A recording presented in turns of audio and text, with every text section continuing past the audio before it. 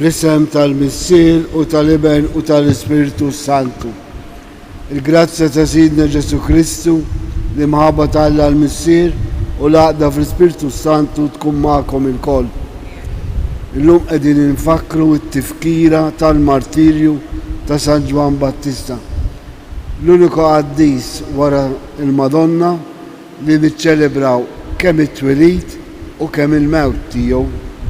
Is-soltu niċċelebraw il-qaddisin fil-mewt tagħhom. U San Ġwan huwa apostlu tal-verità u tal-ġustizzja illi minħabba it-tħabbira tal-verità kemm fi Kristu u kemm kontra l-ħażen ta' żmienu ġie maqtul. Nitolbu bl-interċessjoni tiegħu biex il-verità anki jekk tagħmel ftit deni tiġi mxandra għal kosta kollox. Biex niċċelebraw kif ixraq dawn il-misteri qaddisa nitolbu maħfra.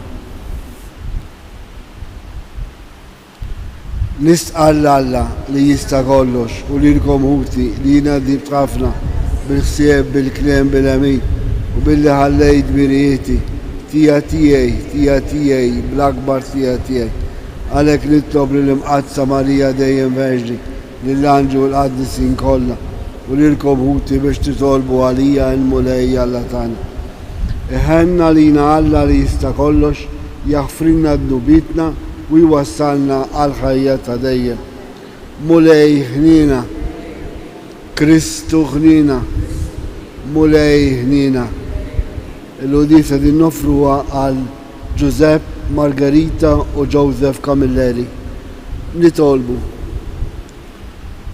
O Alla, intrit li San Ġwan Battista ikun il-prekursur ta' ibnek, mhux biss fil-ħajja iżda wkoll fil-mewt. Atina li bħalma u sofra l-martirju għal-verità u għal-ġustizzja, hekk ukoll aħna nissiltu bil-qawwa biex niddefendu it-tagħlim tiegħek.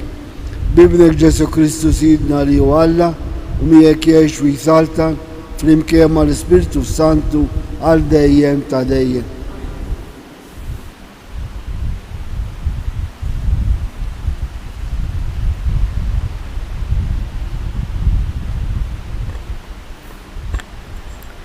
Qari mill-ktieb tal-Profeta Ġeremija. F'dak iż-żmien il-mulej kellimni u qalli u int ħażżem ġenbek qum u għajdilhom kull ma nordnalek la tibżax minnhom għax inkella nbeżżek jien qudiemhom.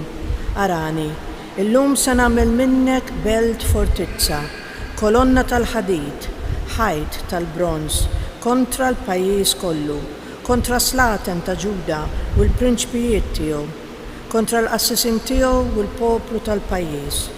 Huma jeħduha kontrik, imma ma jagħmlulek xejn għax jien inkun miegħek, oraklu tal-mulej, biex neħilsek minnhom. Il-kelma tal-mulej. Nroddu ħajr lill-Alla. Fommi xandar il-ġustizzja tiegħek, fommi xandar il-ġustizzja tiegħek. Fik mulej jien nistken ma jkolli qatt ta' x'ninfixer, għal-ġustizzja tiegħek salvani u ħarisni, għatini widen u fittex eħlisni. Fommi xandar il-ġustizzja tiegħek. Kun sur ta' ken għalija, intwet li tiġi dejjem is-salvani, għax blata u fortizza int għalija, Alla tiegħi ħarisni minit il-ħażin, minit il-qarrieq u l-kifer. Fommi xandar il-ġustizzja tiegħek. Għax inti Sidi, it-tama tiegħi, mulej inti l-fiduċja tiegħi sa minn żożiti. Fuqek serraħt sa minn twelidi, sa minn ġuf ommi inti ħatni. Fommi xandar il-ġustizzja tiegħek.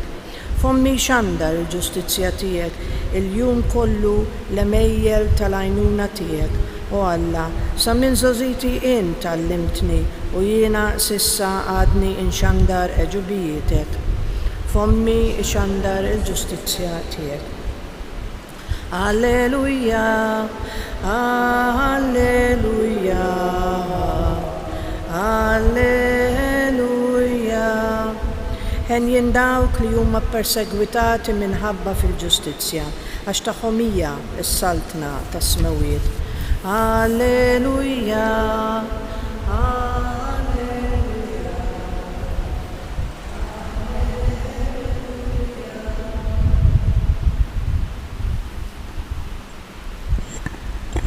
Il-mulej ma'kom. Qari mill-Vanġelu skont San Mark.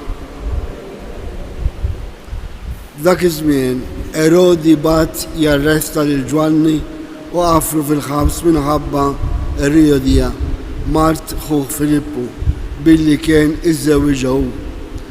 Għax Ġwanni lil Erodi kien jgħidu ma tistax iżomma int il-mara ta' ħuk.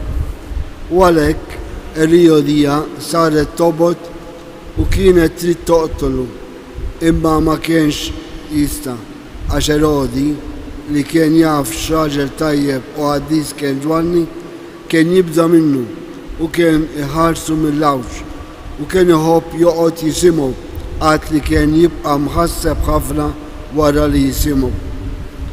Mela wasal jum tajjeb meta Erodi għalaq snienu u għamel ikla lill-kbarat tiegħu, lill-uffiċjali l-għolja u mill-aqwa nies tal-Galilea. Bint Erodija daħlet tisfel u oġbot lill-Erodi u lill-mistednin tiegħu. Is-sultan qal lit-tfajla, itlobni kull ma trid u jien nagħtik kull ma tgħidli. U għalilha u ħalfilha, titlobni x'titlobni kollox nagħtik, imqar nofs is-saltna tiegħi. Dik ħarġet u marret tistaqsi lill-omma, tgħix titolbu. Ras Ġwanni l-Battista weġbitu dik, malajr reġgħet daħlet taġġel quddiem is-sultan, talbitu qaltlu, irridek issa stess tagħtini ras Ġwanni l-Battista fuq platt. Tnikket għall-aħħar is-sultan, iżda minħabba l-ġurament u l-mistednin ma rridx jerġa' lura mill-kelma li kien ta'. Malajr is-sultan bat is-soldat minn madwaru u ordnalu li jġiblu rasu. Dak mar qatalu rasu fil-ħabs u mbagħad ġiba fuq platt u tal tfajla u tfajla marret tagħtiha lill-omma. Meta d-dixxipli tiegħu semgħu dan, ħadu l-ġisem tiegħu u difnuh ġo qabar. Il-kelma tal-mulej.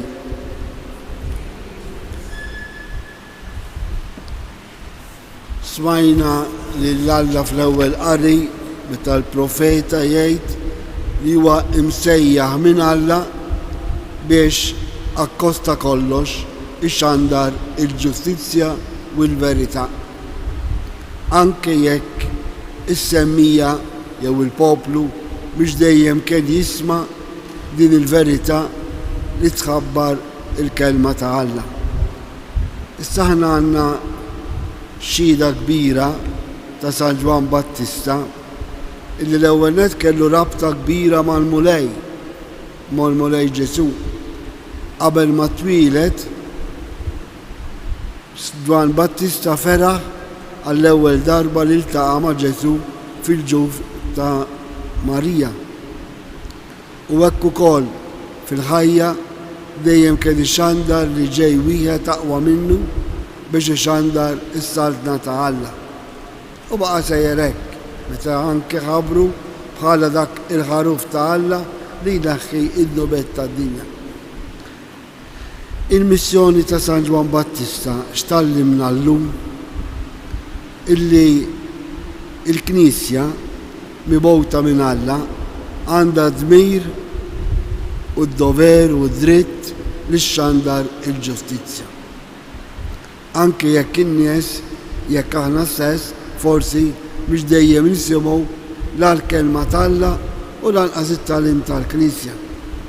Imma hawn ħafna u nispera li aħna u s-semmija tal-Radio Marija inkunu minn dawk in-nies illi nisimgħu it-tagħlim ta' Kristu permezz tal-Knisja. Għaliex hija l-Knisja li xxandar il-verità, li xxandar dak li hu tajjeb għall-poplu, anke jekk il-poplu ma jobdix.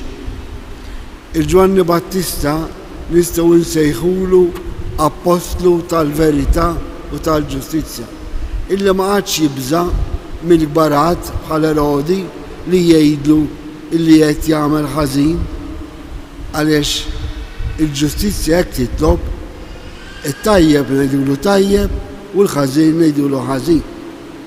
U għalhekk aħna obbligati bħala nsara li nisimgħu x-tħabbira tal-Vanġelu, it-tħabbira tal-kelma tal-Alla. Kif jgħidilna Ġesu stess, ħin huwa dak li jisma' l-kelma tal-Alla u jagħmilha fil-prattika.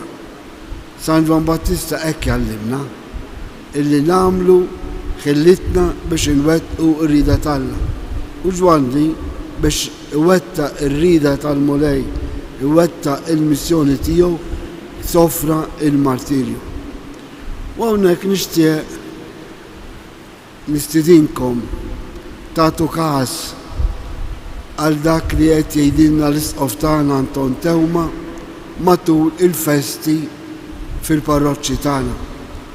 Kull darba, kull festa qed jgħidilna messaġġ ta' verità u li l-poplu tagħna għandu bżonn, anki jekk forsi ħafna mill-poplu ta' Alla dan ma jifmux għax ma jridux.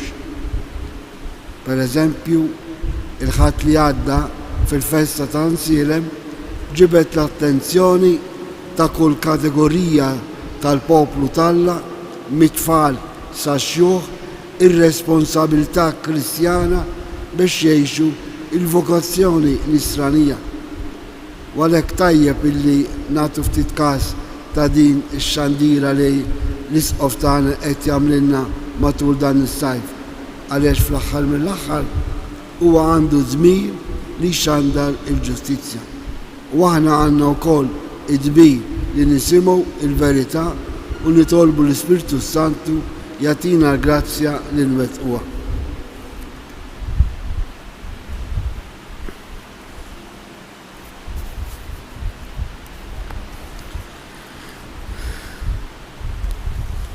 Quddiem l-eżempju ta' Ġwanni l-Battista li ħabbar il-preżenza tal-Messija u kien xhud tiegħu sa bit-tixrid ta' demmu, irresqu lil Alla dawn it-talbet tagħna fil-waqt li ngħidulu fik Mulej inqegħdu it-tama tagħna, fik Mulej inqegħdu t-tama tagħna.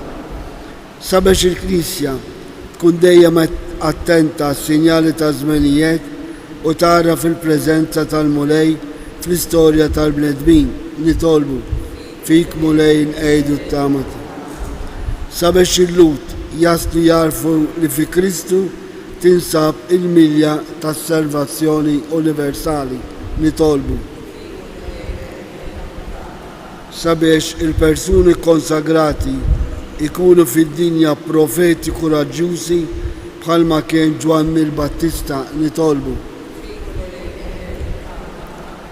Nitolbu għal-morda u għal dawk li din isegwuna fuq il-mezzi soċjali biex inħobbu l-ġustizzja u nippruvaw ngħixu il-ġustizzja li ġejja mill-kelma ta' Alla nitolbu. Preghiamo con gli amici di Roma perché la giustizia e la verità venga annunciata dalla Chiesa ad ogni uomo di buona volontà, perché anche noi possiamo essere fedeli e testimoni della verità che nasce dalla parola di Dio. Preghiamo, nitolbu, fik Mulej. Sabiex aħna hawnhekk miġbura inkunu xhieda ħajja ta' ġustizzja u l-verità nitolbu fik Mulej inqegħdu t-tama tagħna. Fiskiet irresqu it-tal personali tagħna. Ilqgħu Alla l-missier it-talba ta' wliedek bl-interċessjoni ta' San Ġwan Battista, l-akbar wieħed fost dawk li twildu minn nisa, sabiex il-ħajja tagħna ssir offerta li toġob lilek bi Kristu Sidna.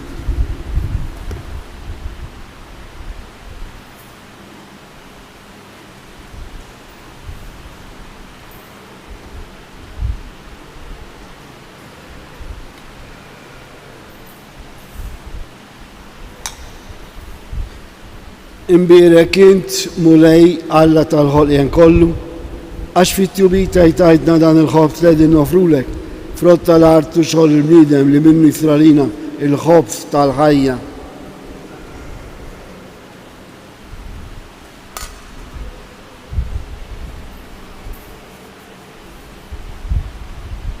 Bil-misteru ta' dal-ilma u l-imbit li jieħdu sehem fin-natura divina ta' Kristu kif hu jissieħeb magħna fin-natura tagħna il-bnedmin. Imbirek int mulej Alla tal-ħolqien kollu għax fit-tjubita jtajdna dal-imbit li qegħdin nofrulek frott tad-dilja u xogħol bniedem li minnu jisralina x-xorb tar-ruħ. Tolbuti biex is-sakrifiċċju tiegħi u tagħkom kun joġob lil Alla l-Misser li jista' kollox.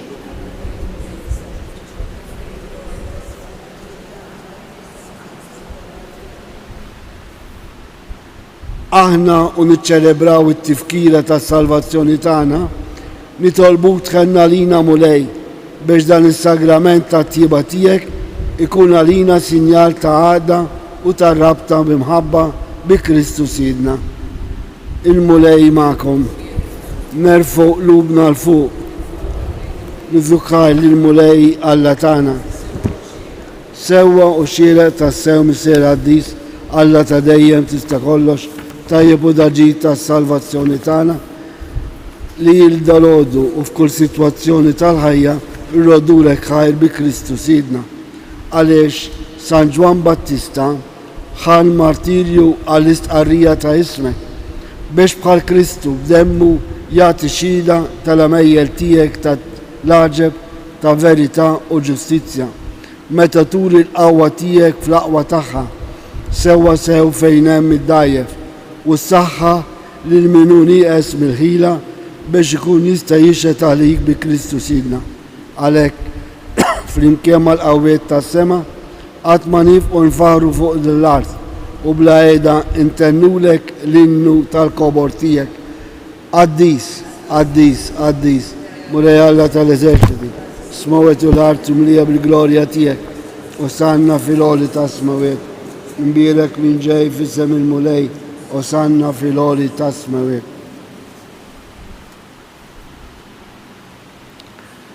Qaddis tas-sew int mulej inti l-għajn ta' kull dusija.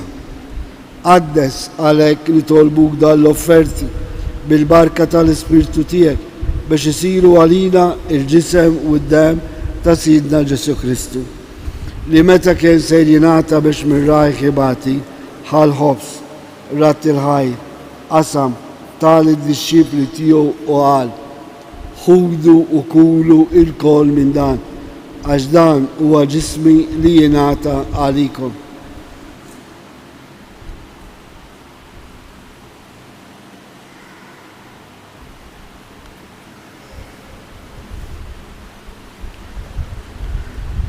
Hekk ukoll wara l-ikla ħal-kalċi reġerat il-ħajr tal-disċipli tiegħu u qal ħudu u xorbu minnu l-kol għax dan huwa l-kalċi ta' demmi tal-patt ġdid li jibqa' dejjem. Id-dem li jxxerret għalikom u għall-bnedmin kollha għal maħfra tad-nubiet. Għamlu dan tifkira tiegħi.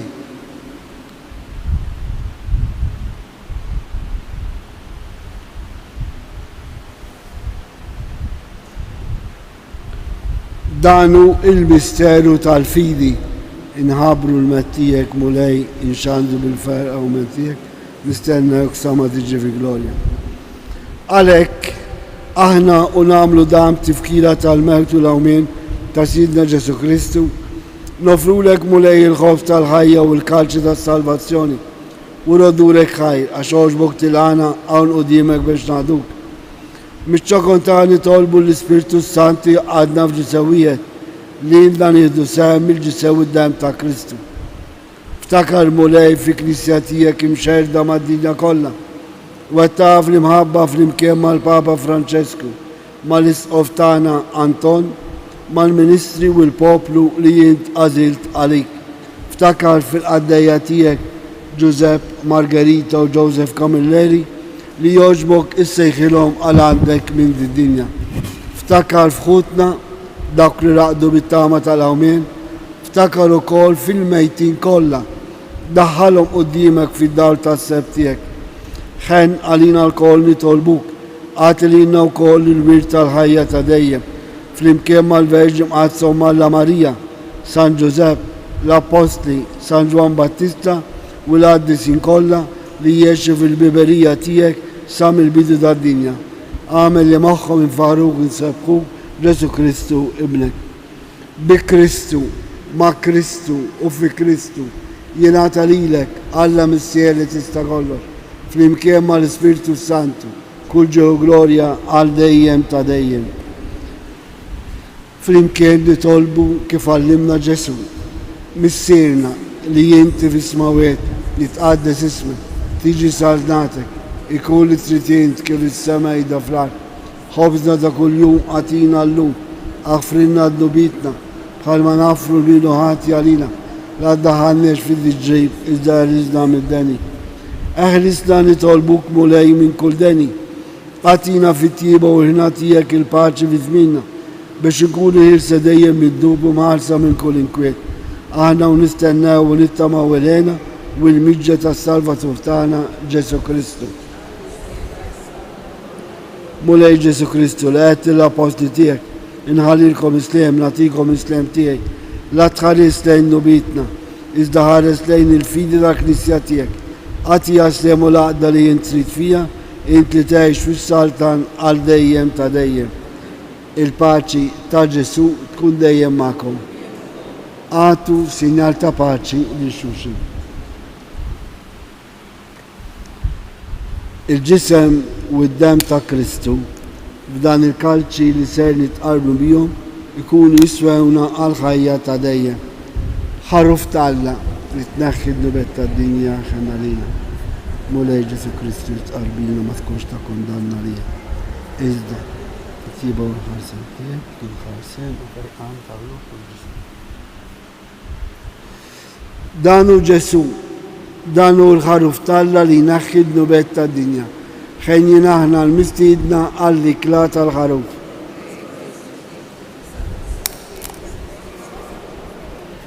Il-ġisem ta' Kristu jħarisna l-ħajja ta' dejjem.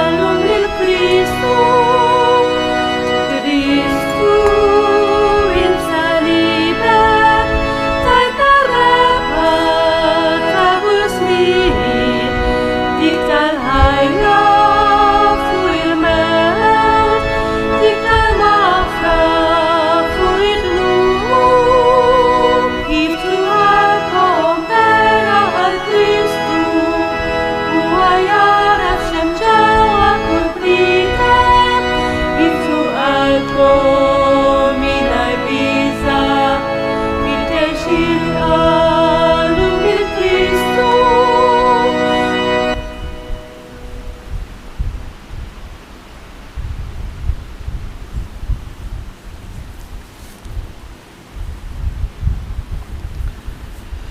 Grazzi Signor Alla, gloria al Messie li benu l-Spiritu Santu. Nitolbu, aħna u nġeddu t-tifkira tad-daħla ta' San Ġwan Battista fis-sema, nitolbuk mulej biex nitalmu nagħtu ġieħ lis-sagrament tas-salvazzjoni tagħna li rċivejna u nħossu l-fer tal-ħidma tagħhom fina bi Kristu Sidna. Qabel il-barka tal-aħħar nitolbu bl-interċessjoni ta' Marija skont l-intenzjoni tagħna, speċjalment biex inkunu xhieda ta' ġustizzja u verità bħal San Ġwan Battista. Slima lik Marija bil-grazzja mimlija l-mulej miegħek, imbirkin di fost in-nisa u mbirek il-frott tal-ġuftija Ġesu. Qaddisa Marija u Malla tlabalina mitrinbin, issa u fis-sija tal. U Marija li tħalt fid-dinja mingħajr teba' nitolbu il-mulej ma'kom, iberikkom Alla li jista' kollox, il-Missier, l-Iben u l-Ispiritu Santu. Morru għejxu il-paċi ta' Kristu. Il-ġurnata tajba lil kulħadd.